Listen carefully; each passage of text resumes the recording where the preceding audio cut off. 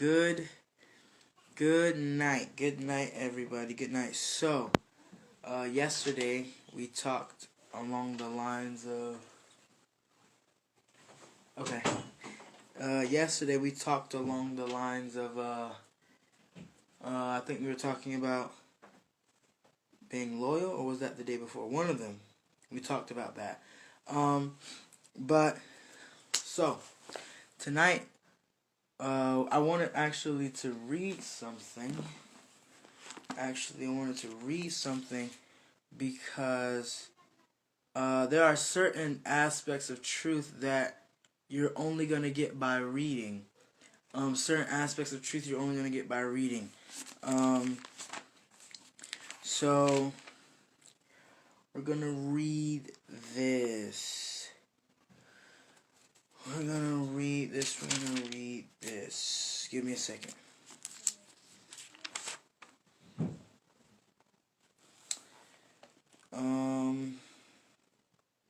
We're going to read this. So, we're going to be talking about this guy, Elisha, and Elisha was a man of God. Yeah, Elisha was a man of God who was blessed with power by the prophet Elijah. So the prophet Elijah is departing. I'm trying to find it. The prophet Elijah is departing. He's leaving, and he's about to, transition from, this world, what you can see with your physical eyes. He's transitioning from here to the spiritual world. He's going there. And there he is going to be, uh, that's deep. So now the spotlight is changing from him to Elisha. So here we are in 2 Kings chapter 2. Verse 1, and it came to pass when the Lord would take up Elijah into heaven by a whirlwind, that Elijah went with Elisha from Gilgal. And Elijah said unto Elisha, Tarry here, I pray you, for the Lord has sent me to Bethel. And Elisha said unto him, As the Lord lives, and as your soul lives, I will not leave you. So they went down to Bethel. And the sons of the prophets that were at Bethel came forth to Elisha and said unto him, Know you that the Lord will take away your master from your head today? Meaning, don't you know that God is about to remove your covering, remove your leadership from you? And leadership is always, the head, because the head, that shows leadership. So Elijah, actually, you could tell that he was a loner kind of guy. He didn't really want people around. You see this because he's trying to tell Elisha to get lost, basically, like get lost. Even when he anointed even when he anointed Elisha, he just dropped the mantle on him and kept walking. Elisha was just like, "Hey, let me go and tell my family goodbye, and then I'll follow you." Elijah was just like, "I didn't tell you to follow me. I didn't do anything to you. Why are you trying to follow me?" So Elijah did not really want Elisha around, but that didn't matter because Elisha wanted to be around Elijah. So yeah, and verse 3, he said, "Yeah, I know it. Hold you your peace." Verse 4, and Elijah said unto Elisha, Tarry here, I pray you. So here he is again, trying to, kind of shake Elisha off. Tarry here, I pray you, for the Lord sent me to Jericho, and the Lord sent me to Jericho. And he said, As the Lord lives, and as your soul lives, I will not leave you. So they came to Jericho. Sorry, excuse me. And the sons of the prophets that were at Jericho came to Elisha and said unto him, Know you that the Lord will take away your master from your head today? And he answered, Yeah, I know it. Hold you your peace. And Elijah said unto him, Tarry, I pray you here. So here he is again. For the Lord has sent me to Jordan. And he says, The Lord lives, and as your soul lives, I will not leave you. And they two went on. Verse 7, and 50 men of the sons of the prophets went and stood to view afar off, and they too stood by Jordan. So these other prophets, Elijah was the head prophet, technically. He was the head prophet. The spotlight was on him, and then you got other prophets. And so it's just Elisha and Elijah. And Elijah took his mantle and wrapped it together and smote the waters, and they were divided hither and thither, so that they too went over on dry ground. And it came to pass when they were gone over that Elijah said unto Elisha, ask what I will do for you before I be taken away from you. And Elisha said, I pray you let a double portion of your spirit be upon me. And he said, you have asked the hard thing. Nevertheless, if you see me when I am taken from you, it will be so unto you. But if not, it will not be so. And it came to pass that they still went on and talked, that behold, there appeared a chariot of fire and horses of fire, and parted them both asunder. And Elijah went up by a whirlwind. Sorry, I don't know why I keep yawning. I think I'm tired. Into heaven. And Elisha saw it, and he cried, my father, the chariot of Israel and the horsemen thereof. And he saw him no more, and he took hold of his own clothes and rent them in two pieces. He took up also the mantle of Elijah that fell from him, and went back and stood by the bank of Jordan. And he took the mantle of Elijah that fell from him, and smote the waters, and said, where is the Lord God of Elijah? And when he also had smitten the waters, they parted hither and thither, and Elisha went over. And when the sons of the prophets which were to view at Jericho saw him, they said, the spirit of Elijah does rest on Elisha. And they came to meet him, and bowed themselves to the ground before him. And they said unto him, behold, now there be with thy servants 50 strong men. So right now, these prophets are saying, hey, maybe the Lord took your master and just threw him on some cliff, or threw him somewhere, and we'll go and find him. That's what's about to be said. 50 strong, in verse 16, and they said unto him, behold, now there be with your servants 50 strong men. Let them go, we pray you, and seek your master, lest peradventure the Spirit of the Lord has taken him and cast him upon some mountain or into some valley. And he said, you will not sin. And when they urged him till he was ashamed, he said, sin. They sent therefore 50 men, and they sought 3 days, but found him not. And when they came again to him, for he tarried at Jericho, he said unto them, did I not say unto you, go not? And the men of the city said unto Elisha, behold, I pray you, the situation of this city is pleasant, as my Lord sees. Okay, so we're not going to really get into that. Sorry. So in this, what we're really focusing on is the part where, so Elisha was just given this new role.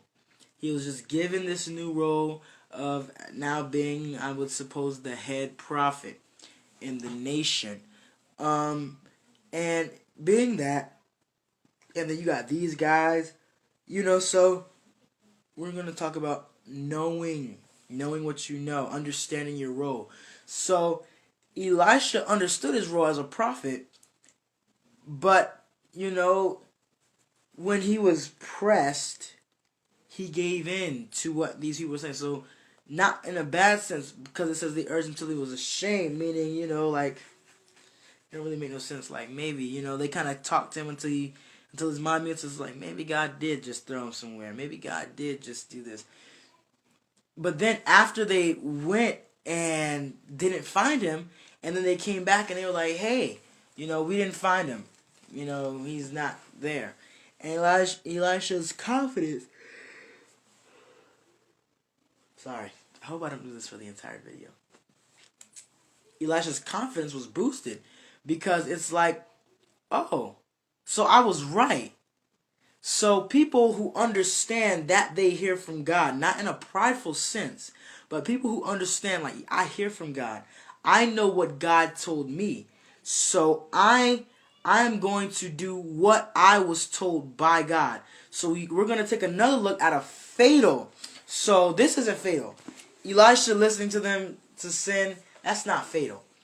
But we are going to take a look at an example that was fatal for this specific person. So because when the Lord tells you something, or when the Lord gives you a responsibility, and then you let other people around you talk to you as if God had not spoken, or talk to you as if, or talk to you as if God, or as if you don't know what you're talking about. When you're humble, you're humble. You know what God told you. You know what God has put.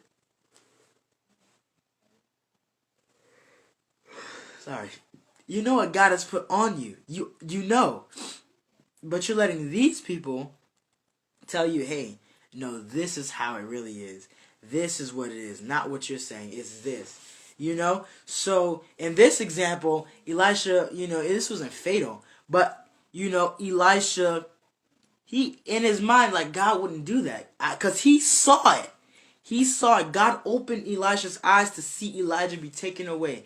Elisha saw it. But these guys urging him, forced him to like reconsider. Like, did I see it? Like, is that true? You know, and that happens. That happens. No yawning. That happens a whole lot in people's lives. That happens a whole lot in people's lives where God will do something for them and they'll see it, but then after a while, the fact that it probably didn't happen. Or no, that probably didn't happen. It probably didn't happen like that, or this, or this, or that. So in Elisha's case, it wasn't fatal. It wasn't fatal. He just, once they came and told him, hey, no, this is what you said it was is what it really is. That's what it really is. So we're gonna we're gonna jump to First Samuel or First Kings. Sorry, not First Samuel. First Kings. First Kings. Chapter 13. First Kings 13. And we're gonna read the whole chapter, maybe. No, not the whole chapter. Well, maybe we'll see. We're gonna start at verse 1 though.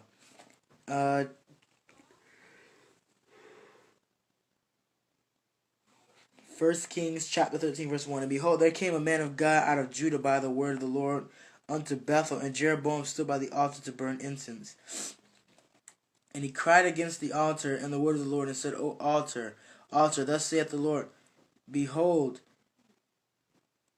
a child shall be born unto the house of David, Josiah by name, and upon you shall he offer the priests of the high places that burn incense upon you, and men's bones will be burnt upon you. And he gave a sign the same day, saying, This is the sign which the Lord has spoken. Behold, the altar will be rent, and the ashes that are upon it will be poured out. And it came to pass, when King Jeroboam heard the sayings of the man of God, which had cried against the altar in Bethel, that he put forth his hand from the altar, saying, Lay hold on him. And his hand which he put forth against him dried up, so that he could not pull it in against him. So he stretched forth his hand to tell his soldiers to, grab him. But then his hand, dried up, and so he couldn't, pull it back, and retrieve his arm. It was just stuck, just like that. The altar also was rent, and the ashes poured out from the altar, according to the sign which the man of God had given by the word of the Lord. And the king answered and said unto the man of God, Entreat now the face of the Lord thy God, and pray for me that my hand may be restored me again. And the man of God besought the Lord, and the king's hand was restored him again, and became as it was before. And the king said unto the man of God, Come home with me, and refresh yourself, and I will give you a reward. And the man of God said unto the king, If you will give me half your house, I will not go in with you, neither will I eat bread nor drink water in this place, for so was it charged me by the word of the Lord, saying, Eat no bread, nor drink water, nor turn again by the same way that you came. So he went another way, and returned not by the way that he came to Bethel. Now there dwelt an old prophet in Bethel, and his sons came and told him all the works that the man of God had done that day in Bethel, the words which he had spoken unto the king. Them they told also to their father, and their father said unto them, What way went he? Or which way did he go? For his sons had seen what way the man of God went, which came from Judah. And his son said unto his sons, Saddle me the donkey. So they saddled him the donkey, and he rode thereon, and went after the man of God, and found him sitting under an oak. And he said unto him, Are you the man of God that came from Judah? And he said, I am. Then he said unto him, Come home with me and eat bread. And he said, I may not return with you, nor go on with you, neither will I eat bread nor drink water with you in this place. For it was said to me by the word of the Lord, You will eat no bread nor drink water there, nor turn again to go by the way that you came. He said unto him, I am a prophet also as you are. And an angel, so the old prophet is telling the young prophet, I am a prophet also as you are. And an angel spake unto me by the word of the Lord, saying, Bring him back with you into your house, that he may eat bread and drink water. But he lied unto him. So the old prophet just lied to this guy. So the young prophet, he went back with him and did eat bread in his house and drink water. And it came to pass as they sat at the table that the word of the Lord came unto the prophet that brought him back. So the old prophet, now the Lord is speaking to the old prophet.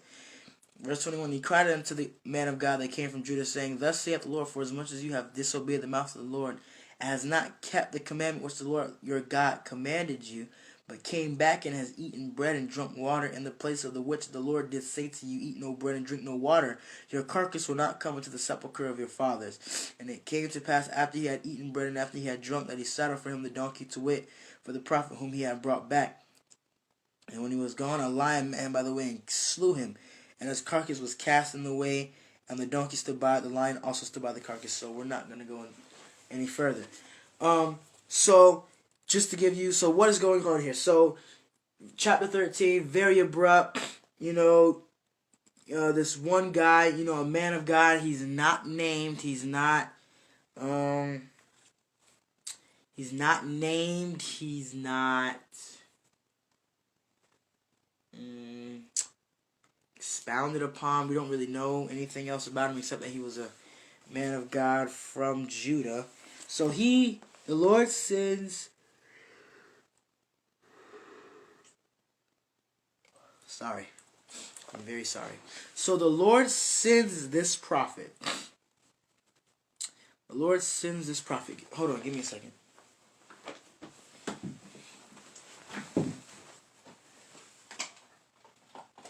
But so yeah, the Lord sends this prophet.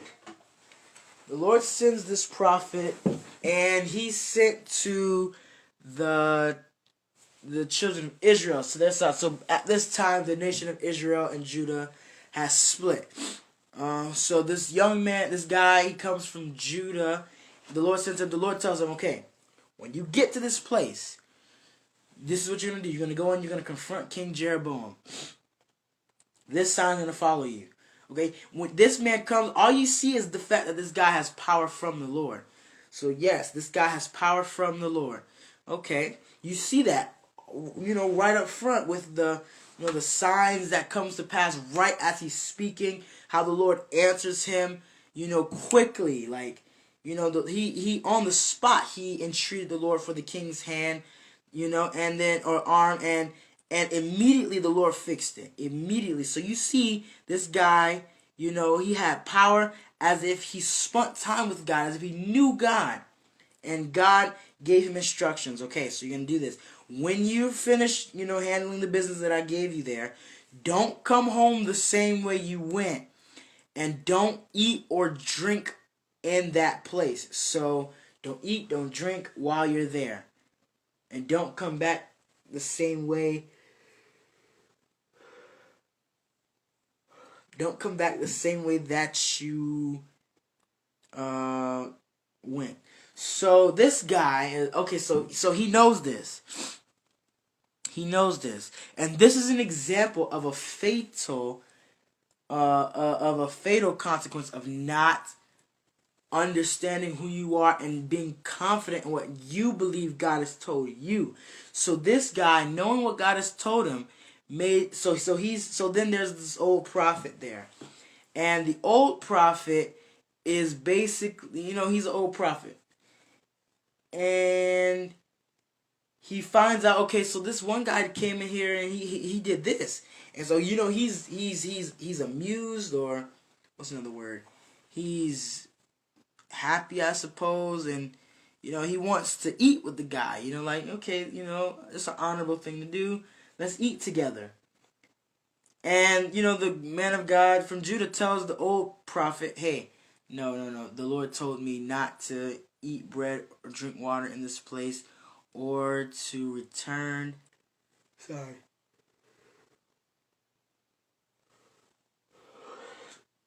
Or to return the same way that I came. So the way that I came from Judah to Israel, I am not supposed to go back that way. To take a different route home. The old prophet says, okay, I'm a prophet just like you are, okay? And he is, old prophet. I'm a prophet just like you are. And an angel came and told me to tell you to come back home with me and eat. But the scripture says that he lied. So the angel did not come to the old prophet and tell him this. The old prophet just wants to eat with the guy, so he's willing to put this guy's life in jeopardy or whatever to eat with him. So the young prophet, he should have already known, okay, this is what God told me. This was the last thing that I heard. God said, don't eat or drink and don't leave the way that you came. This guy was not confident in what he believed God had already told him, which left him open to attack. And you may say, well, it wasn't his fault. And God did kill the young prophet. And he used the old prophet to prophesy against the young prophet. Which you may say, that's wrong. That's not right. No. The young guy should have known. Like, I told you this. I told you. And even if you were a bit unsure once the old prophet says something to you, you have access to me. You could have asked me. You could have asked me. Like, Lord, this guy is saying this. Is he telling the truth? And I would have responded to you. So there is a grave danger as to not holding fast to the last instruction you were given, and the last instruction you are most certain about. Yes, you may be hearing a lot of things, but what are you most certain about? This will obey that. What did God tell you were? This will be that. What did God tell you to do? This will do that. Yes, that's happening. Yes, this is happening. Yes, this is demanding this part of you. Yes, that, this. But what did God say? God said this. So this is what I'm going to do. Because that was my last instruction. The young man, the prophet from Judah, he knew. He made a decision to not ask God, to check with God. He made a decision to not check with God. And him not checking with God left him open to sin. And he was killed. A lion killed him. You say, that's not right. That's not right. Well, this guy had access to God.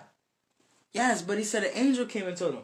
Yes, what did Paul say? Paul said, if an angel, anyone who comes to you preaching a different gospel than we preach, if angels, came to you and tried to tell you something different from what we preach, don't believe them. Let them be accursed. Like, what? Angels? Yes. Because this is a grave matter here. This was fatal. Elisha's situation wasn't fatal. In the New Testament, that's fatal. Because if you believe another gospel than that which you've already been preached, than that which you've already believed, and somebody else shows up telling you some different stuff, like, hey, I think Jesus was black. Like, what? Truth. Yeah, that's truth. Truth. Wow. Why? Revelations 1:14. Because his hair was like wool. Yeah. And, and then like, oh, okay, so that's now the new thing. That's fatal. That is fatal. Why is it fatal? Well, because this is what you were taught. Now someone else is coming and telling you this. You can ask the Lord, Lord, this is the last thing I heard. What's going on with that? Well, I think, we should be Jehovah's Witness. We are Jehovah's Witness, but there's no hell. Jesus Christ is not God. He's a God. He's a God, but he's not the mighty God. He's the Archangel Michael. He's the Archangel Michael. That's what he is. Oh, did God say that? Well, no.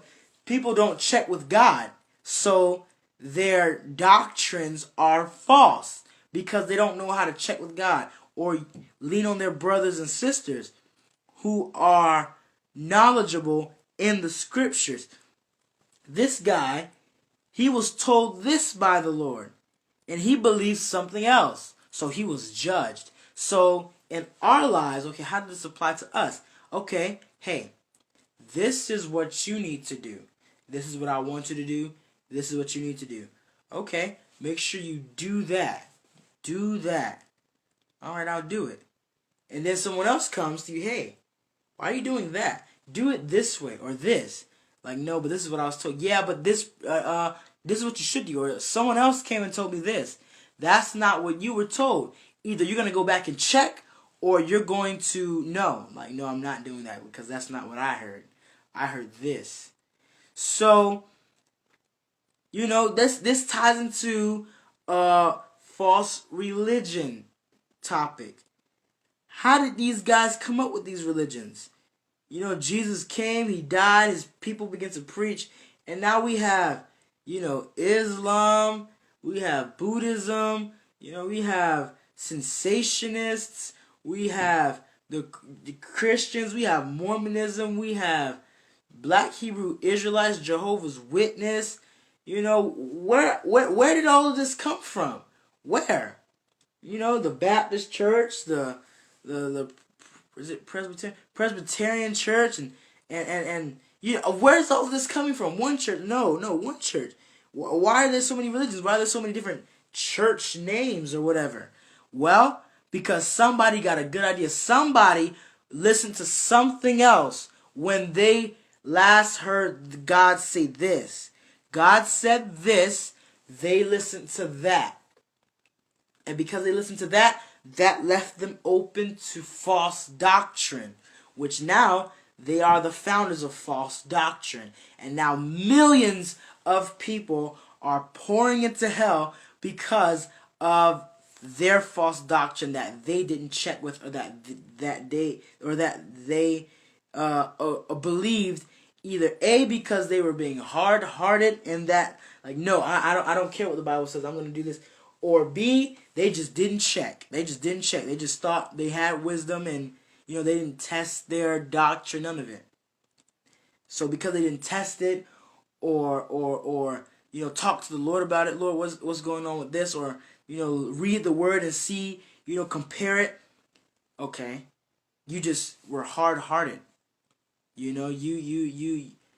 That's now why millions of people are pouring to hell, because of your false doctrine.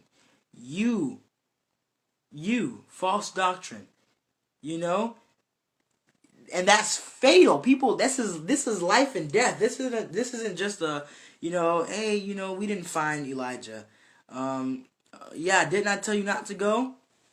No, that's not what this is. This is, people are dying for this. People are going to hell and spending eternity away from God because someone had a bright idea to change what they heard or what they had already been told as true.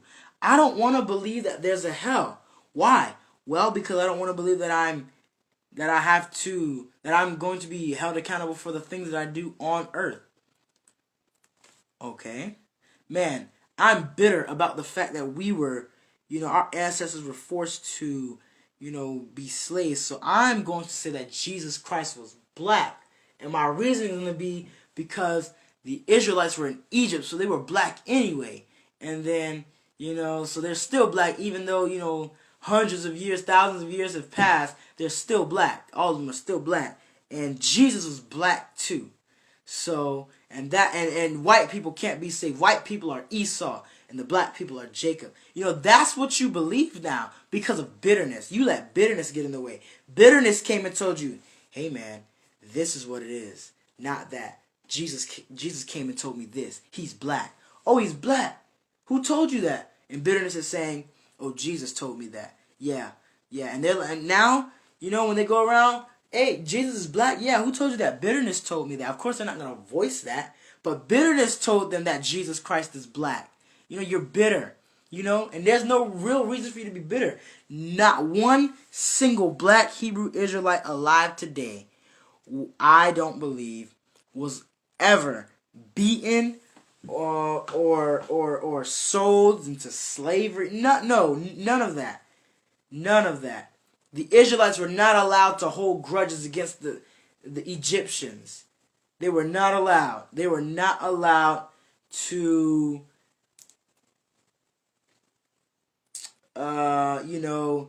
dislike the Egyptians. They weren't allowed. They were not allowed to treat the Egyptians bad because of slavery. No. You don't see that in the Word. You don't see that in the Word. Anytime the Lord will tell them to treat people right, the Lord will bring up the fact like, hey, treat your those who travel and sojourn in your land, treat those guys right. Because remember, you were sojourners in the land of Egypt. The Lord did not allow them to hold grudges against the Egyptians. That is not what this was. So if the Lord didn't want the children of Israel to do it, what makes you think he wants you to do it? You're bitter because, because the black man, the white man beat the black man and this and that. No, yes, you're bitter. You're going through bitterness. You're not, yeah. That's bitterness. Man, I don't believe this help. That's because you don't want to believe that you're going to be held accountable to your actions. Man, I don't want to believe that. And one thing that you have to understand is, what's the purpose? What's the real benefit of being a Jehovah's Witness? You may say, Sam, you're no, I'm not trying to say anything. But if we were to really look at, so as a human, you're only designed to do what, benefits you. Now, for those Jehovah's Witnesses out there, I don't know what they look at as cool about it, but whatever's benefiting them, I want to know, what is it? What is it? What benefits you being a Jehovah's Witness? I mean, that guy over there he's a rich guy. He has this, he has this, he has that, and he's gonna die just like you're gonna die, Mr. Jehovah's Witness, and both of you guys are just gonna cease to exist. That guy, I might as well go and be a rapper. I might as well go be, something super evil and enjoy my life than be a Jehovah's Witness, bound to all these laws. No birthday parties, no Christmas, no Halloween, none of this. Like, what? I can't celebrate Christmas and Halloween. Why? Well, because you're not supposed to. Well, what's going to happen if I do? Nothing's going to happen. Nothing. Nothing's going to happen to you. You can live any way you want to live and die and nothing happens to you. That's what they believe. Like, nothing's going to happen to you if you don't obey our religion. Oh, nothing's going to happen. So what? Why do I want to? Why do I want to withhold pleasure from myself and afflict my soul when I'm not going to get anything out of it? I'm just afflicting my soul just to afflict my soul because you think that I should. I'm afflicting my soul. This guy over here, he has a Lamborghini. He has all the girls. He has all the money. He has this. He has fame, wealth. He has power. He has that. He has this. He's not a Jehovah's Witness. Yeah, he's not. And when he dies, what's going to happen to him? Oh, he's just going to be dead. And when we die, what's going to happen to us as Jehovah's Witness? Oh, we're just going to be dead too. So why? Why don't I just go and be what that guy is? Why don't I just go and be what he is? Because obviously he's going to have it better. Because at least he lived life to the fullest, right? You're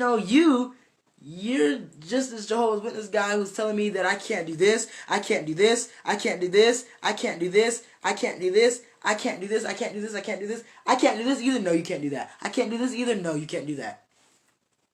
But this guy, he can do all of that and more, and when we die, we're essentially going to be the same. Yeah. He's going to be dead, and you're just going to be dead. There's no heaven, there's no hell. Oh. So if I were a smart person, I would tell those Jehovah's Witnesses, no thank you, no thank you. No, I don't want to.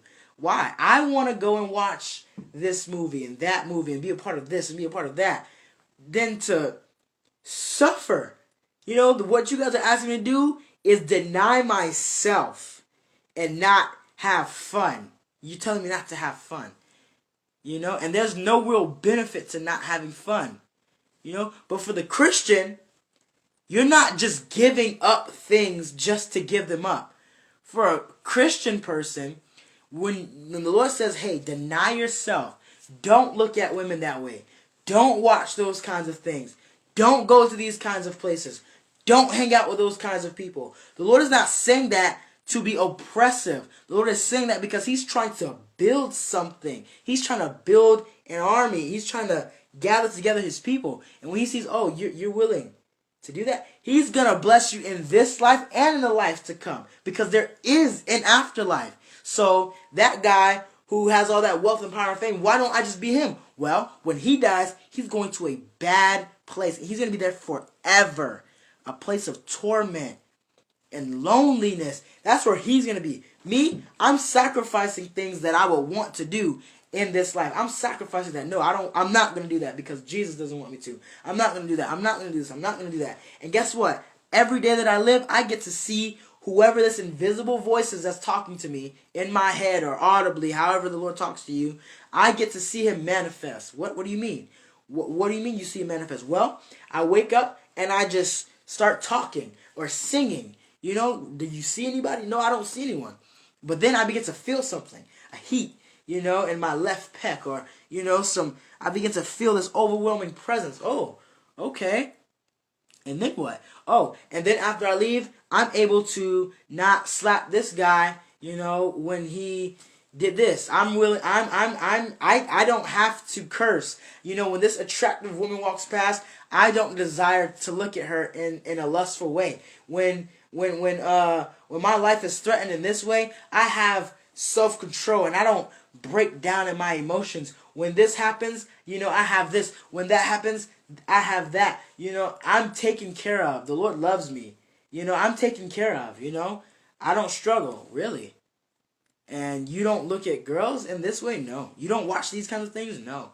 You don't do this? No. You don't do that? No. You don't do this? No.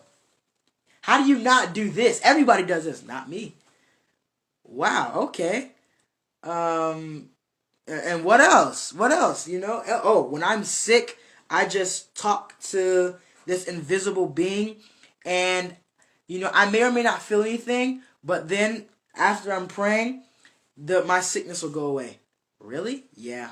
And this is one testimony where I was driving my son to school, and we got into a car accident, and my son stopped breathing, and I prayed for him, and he was able to breathe again, and nothing was wrong with him.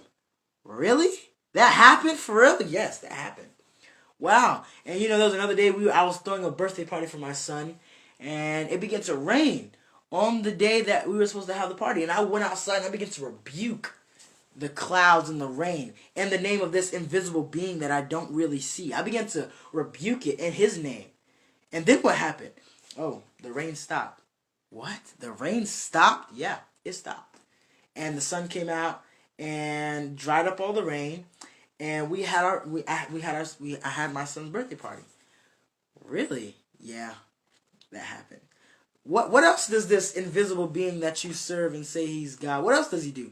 Well, I had an encounter with a monstrous spirit. I had a nightmare, and I woke up, and I felt demonic, and I began to rebuke the monsters that were in my room trying to haunt me. I began to rebuke them, and they left, and I wasn't harmed.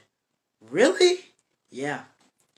So you're able to do this. You're able to do this, and this. Yeah. And also, me and my wife, we were struggling in paying our bills, and I prayed, and when I went to go and look at my account again, it said this much money, when I know the last time I looked, we only had this much. And it wasn't a check, no. Money just appeared there. What? Yeah. Wow, okay. Okay. And that sounds fun. Like, and what else? And what else happens as you're going in detail as to what this invisible being that you call God does for you every single day? What kind of power you have access to every single day? Like, yeah, I do this, and this is like normal to me. Like, that's like normal to me. I live in the miraculous. What? Really? Yeah. And then when I die, I'm gonna go and I'm gonna be with the invisible being that I call God. You're gonna go and be with him? Yeah. And I'm gonna be like him. I'm never gonna be sad again. I'm always gonna be happy. I'm gonna live in this heavenly place. It's like paradise. It's awesome. The streets are made of gold. Like, what? Yeah, everything is brand new there. Everything is brand new. Yeah. But that guy, that guy over there who has this, who has that, he's able to do this. They won't tell you this. The Christian's not supposed to, but the Christian is better than him. Why? Well, the Christian lives this way. That sinner lives that way. He has this. The Christian has this. When they die, they are going to two different places. The sinner is going to lift up his eyes in torments. According to Luke 16, the guy was rich. The poor guy went, and he was in Abraham's bosom. The Christians are going to a good place, heaven. The sinners are going to a bad place, hell. So, Yes, that's that. But the Jehovah's Witness, like, you don't have anything to offer me. You don't have anything to offer me. Absolutely nothing. You can't offer me anything. Why should I serve your God? Why should I want to be like you? Why should I? Why should I? Why should I? You know? Why? Why? Well, because of this. Well, because of that. Well, because of this. But people, they don't understand that stuff. They don't understand that. People, they don't understand that. So that's why you have the fools who are Jehovah's Witnesses. That's why you have the foolish who are Black Hebrew Israelites. That's why you have the foolish who are Mormons and cessationists and you know all of the other stuff that are false. So understanding who you are and knowing the last thing that you heard is key, because that can be fatal if you give heed to something else that isn't God, or that isn't sent from God. So keep in mind who you are. Remember the last thing you were told. What was the last thing you were told? This will do that. And if you get a new instruction, but you're still a bit unsure, keep doing that. And ask God, this is what I was told. This is what I'm feeling. Is this you? Let him reassure you, tell you yes or no, so that you don't make the same mistake that this guy made. So, be holy as Jesus Christ is holy, and you will see him manifest in your world. Good night.